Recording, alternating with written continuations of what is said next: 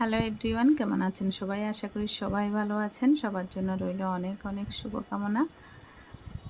আসলে আমাদের জীবনে আমরা এমন এক বয়সে এসে উপনীত হয়েছি যে এখন আর সব কিছু সবার সাথে মন খুলে প্রাণ খুলে আর শেয়ার করা যায় না। একটা বয়সের পর আর কাউকেই ডেকে বলা যায় না আপনাকে খুবই ভালোবাসি।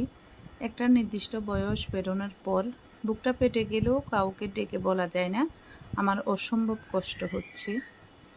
কাউকে ডেকে বলা যায় না, জানেন, আমার খুব কাছের একজন আমাকে অবহেলা করছে, আমার ফোন রিসিভ করে না, মেসেজ সিন করে কিন্তু জবাব দেয় না। এগুলো তখন হাস্যকরই মনে হয়। একটা বয়সের পর হাত কেটে কাউকে দেখানো যায় না কতটা ভালোবাসি।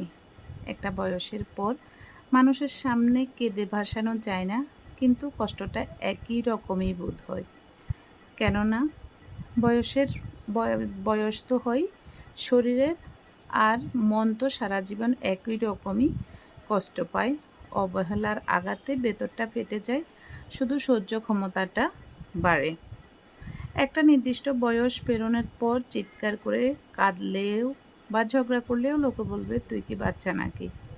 কিন্তু সেই বয়সেও মানুষের মন কিন্তু একই রকমই কষ্ট পায় অবহেলায়, একই রকম খুশি হয় প্রশংসায়, শুধুমাত্র প্রায়োরিটিটাই বদলে যায়।